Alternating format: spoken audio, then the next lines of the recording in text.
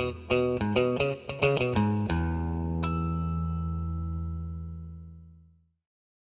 everyone, and welcome to another one of our videos. Today I'm going to be doing a review on these Sansi SGLEDs light bulbs. These are some Edison-based, very high brightness replacement bulbs, but that are kind of in the same form factor as your normal old school globe type of incandescent bulb.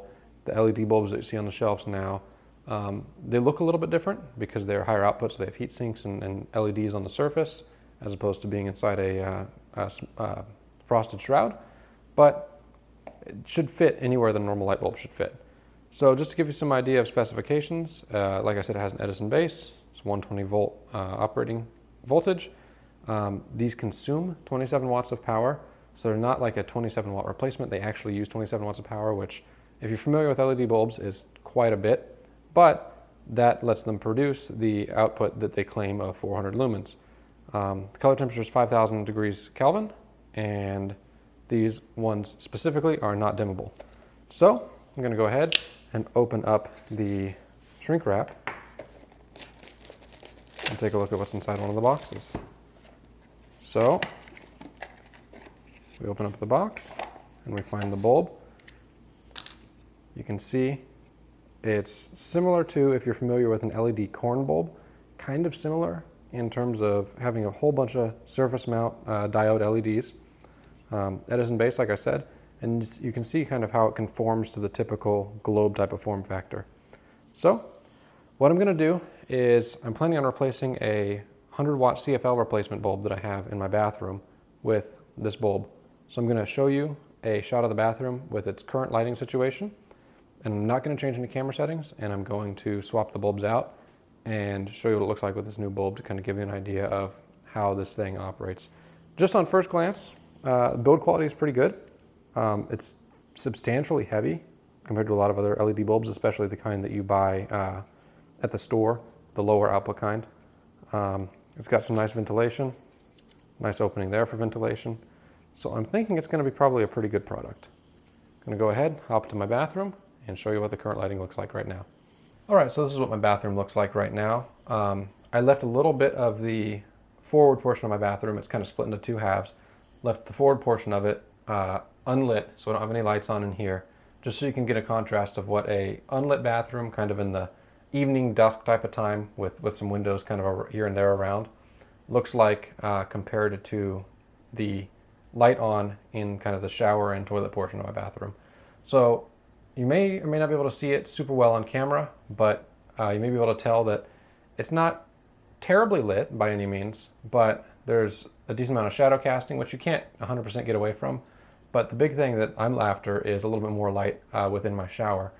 You can probably see a little bit of how it's darker a bit in the shower compared to in the foreground. So I'm hoping that this new light will cast a little bit more light with the higher output and kind of bounce it off of all the white walls in this room and create a little bit more light in there.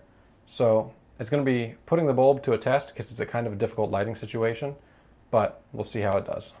I'm back now after installing the new bulb. I did not change any camera settings to give you an exact A/B comparison of before to after.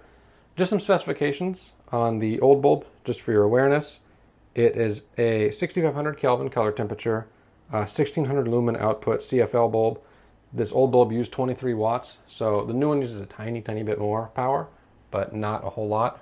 But it is about double the light output. And as you can tell in the frame, if you compare before and after, it is a huge difference. So not all of the shadowing is gone, at least in the shower. Pretty much everywhere else in the room it's gone because this light bulb is very high output for the size of small room that it's in.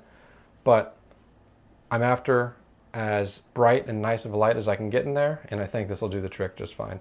I'm actually really impressed with the way that the light is cast out from the bulb.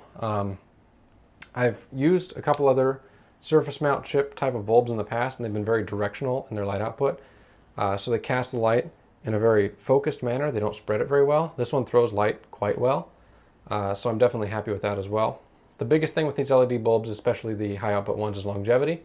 So I'm going to obviously keep my eye on this bulb, make sure that it doesn't have any individual diodes failing, and I will let you know if the whole bulb fails as well. Some of the internal circuitry is typically the the way that most LED light bulbs fail, be them high output ones or the kind that you buy at a store that are kind of just normal 60 watt or 40 watt or whatever replacements. But like I said, I'm very, very happy with the output of this bulb. It's definitely super bright. Color temperature is perfect. It does look to be about 5,000 Kelvin by eye. So I'm over the moon with these. They're not terribly priced. They're reasonable. They're easy to install. Like I said, they should fit in any fixture that accepts a normal style bulb. So definitely a great option if you're looking for something with some pretty high output. Something to note, just in case it applies to your situation, the diodes, like I showed earlier, are only on the forward-facing portion of the bulb, so kind of the bottom of the globe, as opposed to being all around.